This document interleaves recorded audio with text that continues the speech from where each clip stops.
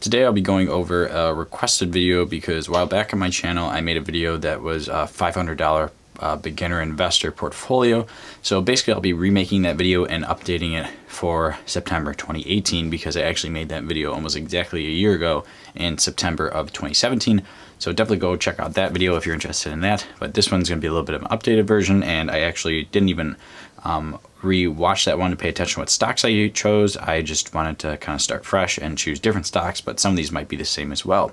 And a pretty decent amount of these stocks, actually I think almost every single one of them I own as well. So if I own them, pretty good chance that I actually think they're pretty good stocks. But anyways, this is just what I would do if I had $500 and I had to start over investing, I guess you could say. So don't just totally copy this or anything. I don't think that's very smart to do either.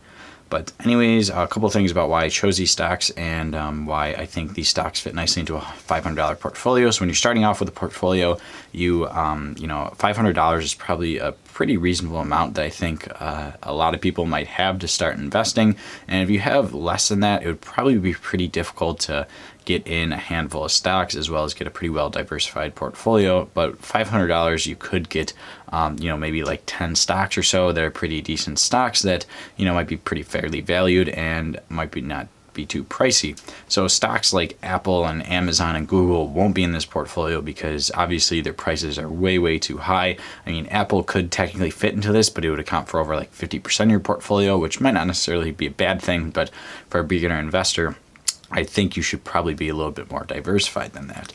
But anyways, getting into it, the first stock is Microsoft. Microsoft is really the only stock from the technology sector in this portfolio, and if you're an investor that was maybe trying to go for more growth oriented, maybe perhaps you'd consider getting into more technology stocks. But personally, I weight my portfolio a little heavier in tech, but I don't go too heavy. Like, I know there's some people out there that go 60-70% tech.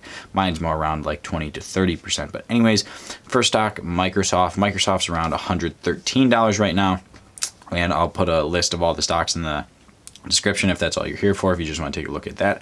Microsoft, a little bit high PE ratio, around 53 or so, 1.7 dividend yield, which is very nice, and it's almost a $900 billion company, very large company. And why I think Microsoft is a solid tech pick for really any investor, but especially for beginner investors, is that I think it's pretty safe. One, because of that dividend yield. Two, because I think it's pretty fairly valued. Three, because it's such a huge company, it's probably not going anywhere anytime soon. And four, if you look at Microsoft's revenue streams, they have a variety of diversified revenue streams that are somewhat equally distributed, and really overall I really feel confident with their different revenue streams, and especially some of their subscription-based ones. Those have been performing very well. They've been in that game well before companies like Netflix and Apple have been in it. So they've really been dominating in that, and I think are going to continue to do very well.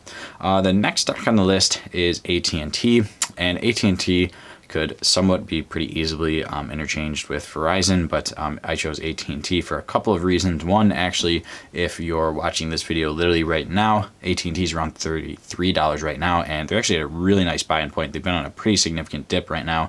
I'm still slightly up on them because I bought them quite a while ago, but they have a very high dividend yield, almost around 6%, which is very hard to find with stocks that are also as solid as AT&T is, but almost a 6% dividend yield, very low PE ratio, right around 6 right now, $250 billion company.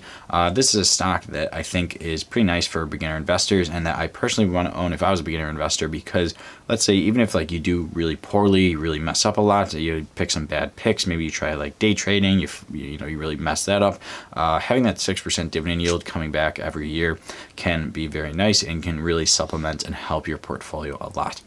But one thing with AT&T, definitely not going to be providing a whole lot of growth with that. It's going to be more of a dividend yielding blue chip stock that if you hold for a long enough time, your yield on cost is probably going to be very high. Next on the list is Coke, and Coke, once again, could probably be pretty easily interchanged with a handful of other stocks in its industry, or not its industry, its sector, I mean. There's a lot of really good stocks out there. Apple is probably the best in its sector. Yes, Apple is technically a consumer good, even though it is a technology stock. I mean, there's some other ones like Pepsi, Procter & Gamble, Colgate, Nike. There's a lot of other stocks out there that I can think could somewhat easily replace this one, but I did choose Coke, one, because of its lower price. It's only around $46 right now, so that fits nicely into the portfolio. Two, out of pretty much all of those stocks I listed, besides I think Procter & Gamble, it's had the longest dividend yield return out of all of them, I think by quite a bit actually, if I'm not mistaken, but well over 3% dividend yield, very nice there. Pretty fairly valued stock right now, $200 billion company. Coke is one, once again, not going to give you very much growth, going to be equal to or close to the S&P 500, but with that 3% dividend yield, that adds on a lot of value in my opinion and makes it a pretty good stock for beginner investors. Next on the list is, is actually Walmart, and Walmart has one that has also declined quite a bit over the past. It actually is up. I take that back, but it was declining quite a bit. I picked up a couple more shares of it a few months back, and now it's back up. Walmart was a stock that I should say, actually what I said it was getting hit, I meant it was getting hit a few years ago, more like 2015, 2016, and is now come back up from that, and it recently dipped a couple months ago, but that was very short term. But Walmart, huge company, pretty fairly valued right now, nice dividend yield, one that will do good regardless of how the economy is doing. In a video in the past I posted stocks I thought would do pretty well in a recession, and Walmart was definitely one of those stocks that I think would perform pretty well during that. Next on the list is Pfizer, and this is a healthcare stock, and this one could once again be pretty easily interchangeable with other stocks that I own, like AbbVie and Johnson & Johnson, and maybe perhaps some other ones out there. But Pfizer, $42 right now, very low price, pretty low PE ratio as well on them, only 11 PE ratio, which is very, very low. Pretty high dividend yield, 3.5 right now. I think it actually might be close to the 4. I'm reading some of these stats off the Robinhood app. Market cap, $250 billion. Very large company, one that has pretty sustainable different streams of revenue through different drugs and prescription drugs and things like that.